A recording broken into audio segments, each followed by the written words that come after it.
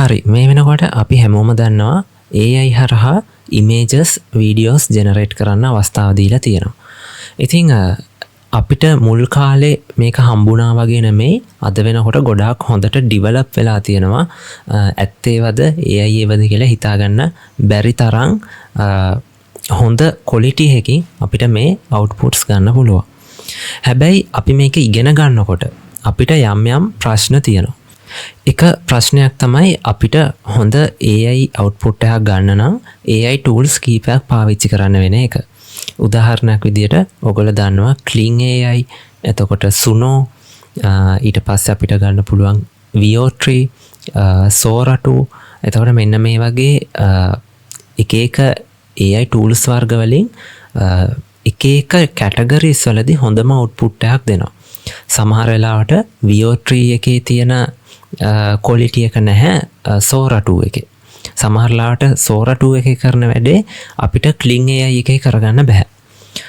දැන් ඊට අමතරව අපිට සමහර වෙලාවට images generate කරන්නත් මේ වගේ tools කීපයක් අවශ්‍ය වෙනවා.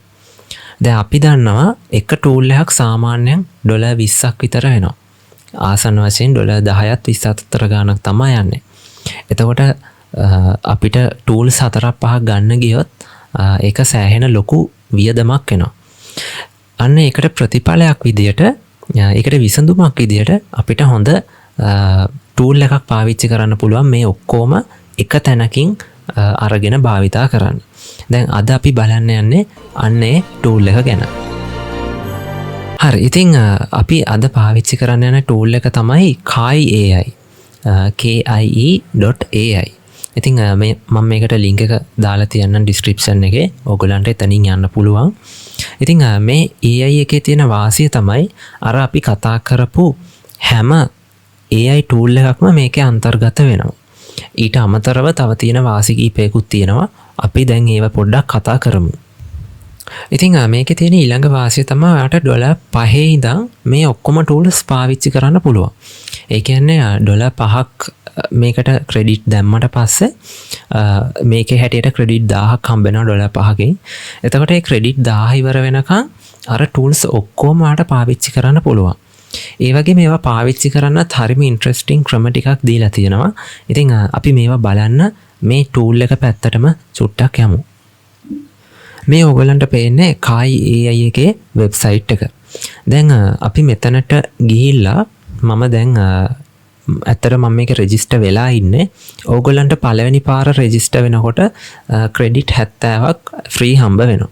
එතකොට ඒ ක්‍රෙඩිට් 70 ඉවර වෙනකන් ඔයාට හැකියාව තියෙනවා මේකේ tools පාවිච්චි කරන්න. හරි ඉතින් ඔයාට මෙතනින් login වෙන්න හැකියාව තියෙනවා. login වුණාට පස්සේ ඔයාට පුළුවන් මෙතන API market කියන තැනට එන්න. හරි දැන් අපි මේ tools පාවිච්චි කරන්න කලින් මං කිව්වා වගේ මේකේ තියෙන වාසි පොඩ්ඩක් අපි කතා කරලා ඉමු. පළවෙනි වාසිය තමයි ඔයාට පේනවා video generation වලට option කීපයක් දීලා තියෙනවා. ඉතින් පළවෙනි option එක තමයි text to video. ඊළඟට image to video. ඊට පස්සේ video to video. එතකොට මේකේ අදහස් වෙන්නේ අපිට text එකක් දීලා video එකක් generate කරන්න පුළුවන්. එහෙම නැත්නම් අපේ image එකක් upload කරලා මෙන්න මේ image එක video එකක් බවට පත් කරන්න කියන්න පුළුවන්.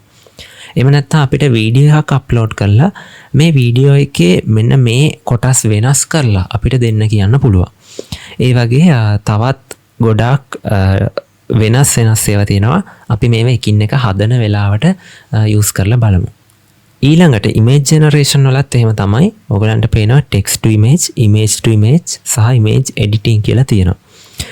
ඉතින් music ගත්තත් එහෙම තමයි. මේකේ ගොඩක් වෙලාවට music පැත්තට අපිට Suno AI එක තමයි දීලා තියෙන්නේ.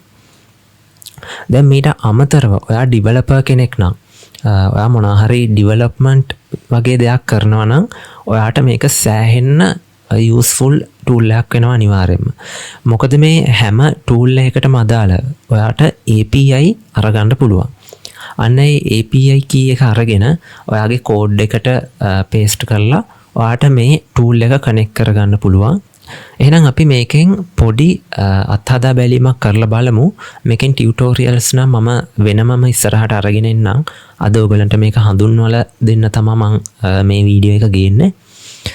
අපි යමු උදාහරණයක් විදියට ඉමේජ් එකක් ජෙනරේට් කරගන්න. text to image කියන එකට හරි. එතකොට මට මෙතන නැනෝ බනාන එක බලා ගන්න පුළුවන්. ඊට අමතරව OpenAI එකේ තියෙන ඒවා ඒ වගේම ඔයගොල්ලෝ දකින්න ඇති අපි වීඩියෝ කියන එකට ගියොත් ඔයගලන්ට VO3 Sora 2 වගේ ඔප්ෂන්ස් බලා ගන්න පුළුවන්. මේ Halo කියන එකත් සෑහෙන්න ජනප්‍රිය වෙච්ච ටූල් එකක්. තවත් ටූල්ස් ගණනාවක් බලා ගන්න පුළුවන්. ඉතින් ඒ වගේම Kling AI එකක් තියෙනවා. ඒකත් ගොඩක් ජනප්‍රිය ටූල් එකක්. right මම මුලින්ම යනවා text to image වෙනුවෙන්. මම ගිහිල්ලා මෙතන නැනෝ බනාන කියන එක සිලෙක්ට් කරනවා.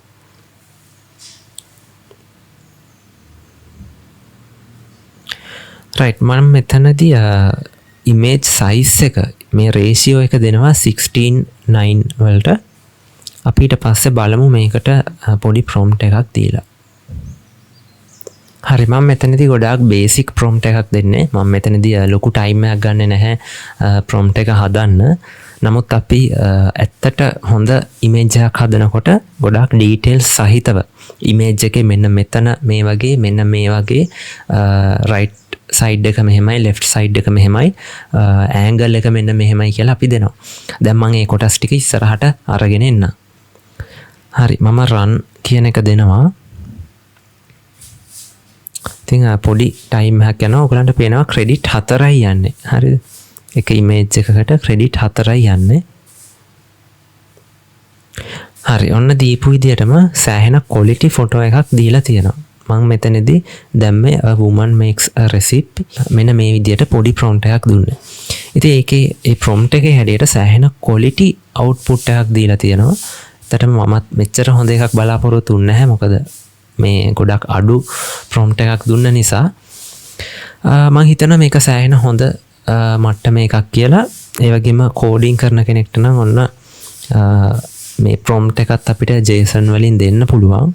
right ඉතින් ඔයගලන්ටත් පුළුවන් මෙන්න මේ tool එක පාවිච්චි කරන්න. පාවිච්චි කරලා බලලා අපිටත් කියන්න මේකේ මොන වගේ දේවල්ද ඔයා කළේ කියලා. ඉස්සරහට මේකෙන් තව ටියුටෝරියල්ස් කීපයක් ගේන්න මම බලාපොරොත්තු වෙනවා. ඔයගලන්ට මොනවා හරි විශේෂයෙන් දෙයක් අවශ්‍ය වෙනවා නම් පල්ලෙහින් කමෙන්ට් එකක් දාන්න. එහෙනම් අපි ඊළඟ වීඩියෝ එකෙන් හම්බ වෙමු.